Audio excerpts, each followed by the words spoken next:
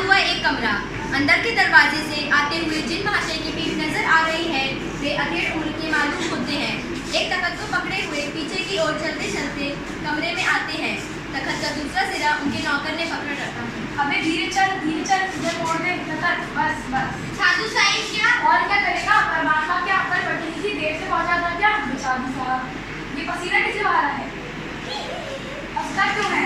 हमने भी अपने जमाने में ढेरों कसरतें की थी, परसों से नहाते थे लोगों की तरह, पर तू पूरी कसरत नहीं उठा पा रहा है।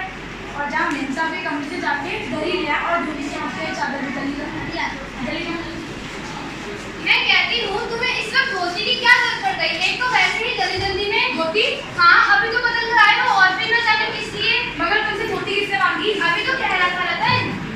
जो भी रतन, तेरे कानों में दांत चलती था, मैंने कहा था जो भी क्या से चादर आई है वो ले आ, पर तुझे कुछ और ही कह के आ रहा है उल्लू कहीं का।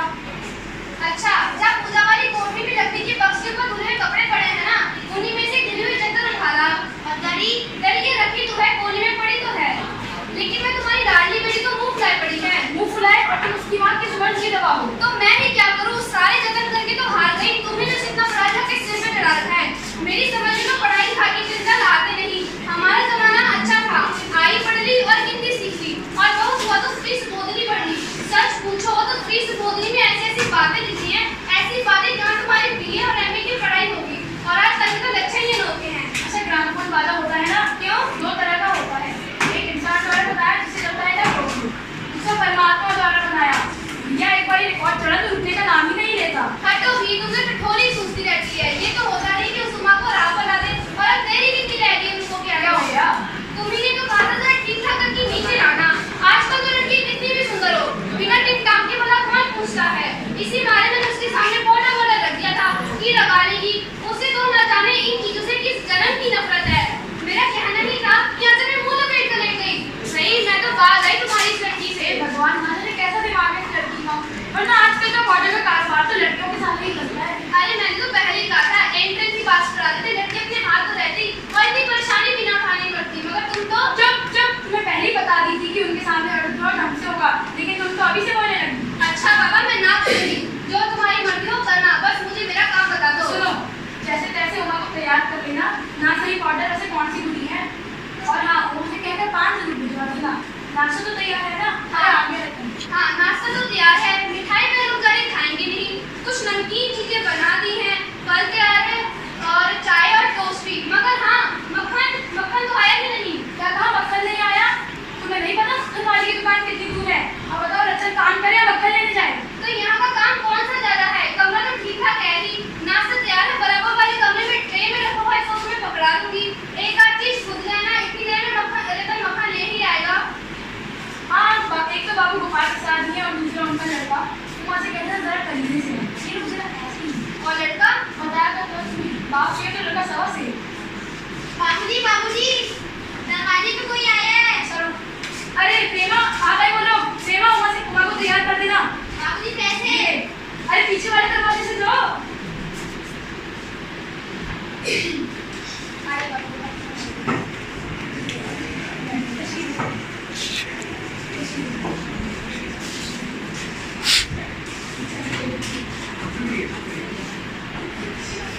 और कहीं मकान ढूंढने में कोई तकलीफ तो नहीं?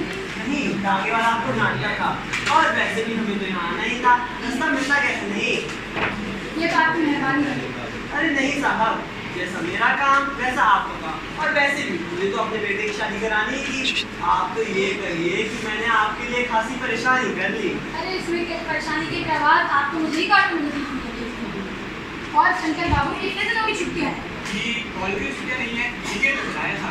अच्छा, आपका कोर्स खत्म होने से 4 साल तो रहा ही होगा। एक साल 2 साल। साल 2 साल? जी, बोना में एक साल का मार्केट लेकर ही चलता हूँ।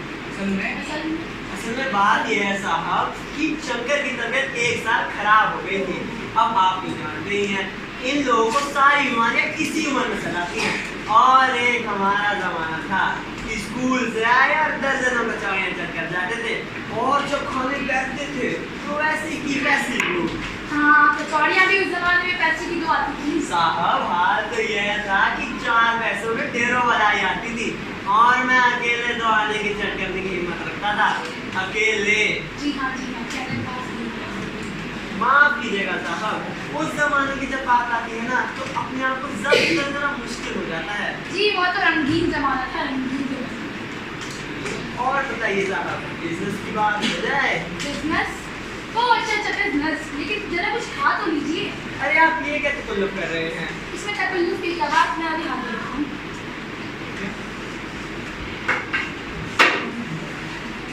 कौची अरे तुझे अपनी शादी की पड़ी है, घर देख इनका, हैसियत देख। घर से तो हैसियत अच्छी ही लगती है और आदमी भी भला था।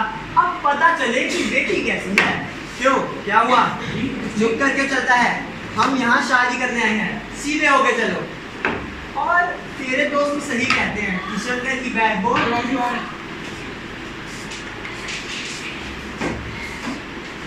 अरे आप माने नहीं। आप इलायची चाय पिए क्या हिंदुस्तान? अरे नहीं, मुझे आधा दूध और आधी चाय दीजिएगा। और हाँ, उसमें चीनी जरा ज्यादा डालिएगा। सरकार चाहे कुछ भी कर ले, अगर उन्हें सच्ची में आमदनी करनी है ना तो सिर्फ एक ही चीज पे टैक्स लगाना चाहिए। वो क्या? खूबसूरती पर टैक्स। मजाक नहीं साहब, यह एक ऐसा टैक्स है कि देने वाला चू भी नहीं करेगा। बस शर्त ये है कि औरत पर छोड़ दिया जाए कि वह अपनी खूबसूरती के अनुसार अपने पे कितना टैक्स लगाएगी, और फिर देखिएगा सरकार की कैसे आमदनी होती है। वाह वाह, क्या खूब सोची आपने। आजकल तो ये जमाना भी खूबसूरती के हिसाब से बेखबर है। हमारे जमाने में खूबसूरती की बात कभी उठती थी? अरे कभी नहीं सरकार, कभी नहीं। और कहिए शंकर बाबू, आपका क्या ख्याल है? इस मामले में की शादी तय करने में खूबसूरती का कितना बड़ा हिस्सा है? मैंने आपसे पहले ही कहा था साहब, खूबसूरती निहायत ही जरूरी है। उसके चाहे लड़की पाउडर लगाए, चाहे ब्यूटी पार्लर जाए। अब आपकी लड़की तो सही है ना? अरे ये तो आप देख ही लीजिएगा। अरे अब इसमें देखना कैसा, अब हम लोगों की बातचीत तो हो ही गई है तो रिश्ता पक्का समझते हैं। जी आपकी मेहरबानी है मेरे ऊपर। और जन्म पत्रिका दी गई होगी। जी दायचा मिलना क्या ही मुश्किल बात है, ठाकुर जी के चरणों में रख दिया गया है। यह आपने बिल्कुल ठीक किया, बिल्कुल। लेकिन यह बात तो गलत है ना जो मेरे कानों पर पड़ी है। क्या?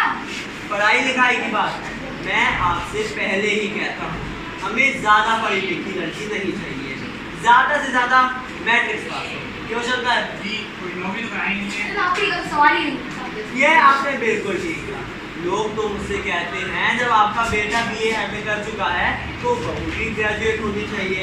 अरे मोर के पंख होते हैं मोरनी के नहीं, शेर के बाल होते हैं शेरनी के नहीं। उसी प्रकार मर्द की दाढ़ी होती है औरत की। यह तो खूब कही आपने, पर मुद्दा ये है कि दुनिया में कुछ चीजें सिर्फ मर्दों के लिए होती हैं। अब चलिए बात है तो बहुत हो गई, मैं आपके लिए पान भिजवा देता हूँ, आप तस्वीर देखिए। अरे प्रेमा सुनती हो? कुमार से कहकर पान भिजवा देना, सिगरेट पकाओ। मेरे लिए भी है। 3 सिगरेटें भी मंगवा लेना। चलो उठते हैं।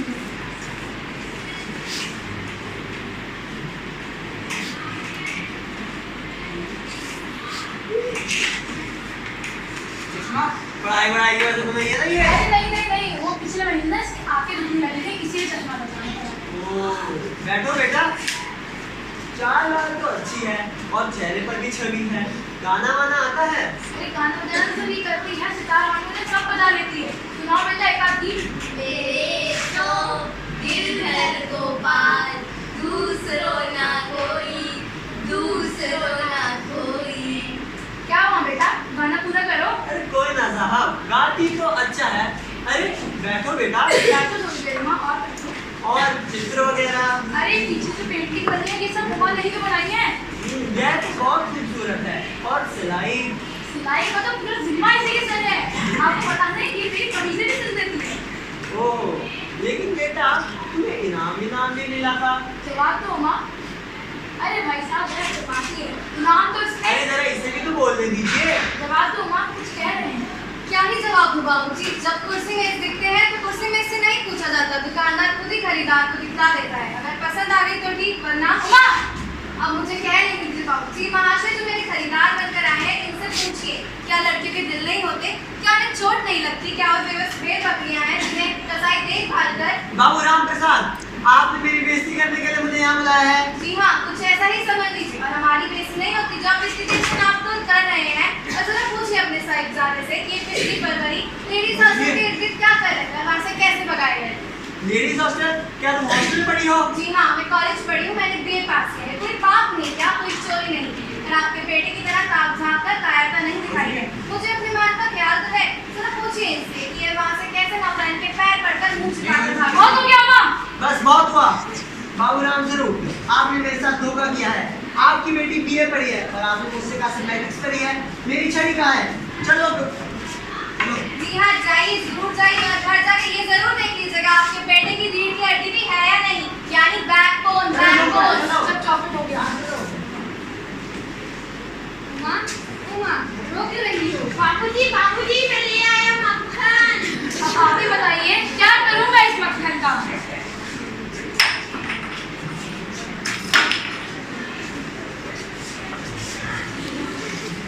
रीढ़ की हड्डी। इस एकांकी के माध्यम से लेखक ने समाज में स्त्रियों के प्रति व्याप्त रूढ़िवादी मानसिकता पर प्रहार करते हुए स्त्रियों की शिक्षा एवं उससे उत्पन्न उनके आत्मविश्वास और साहस को दर्शाया है। धन्यवाद। आपका दिन मंगलमय हो।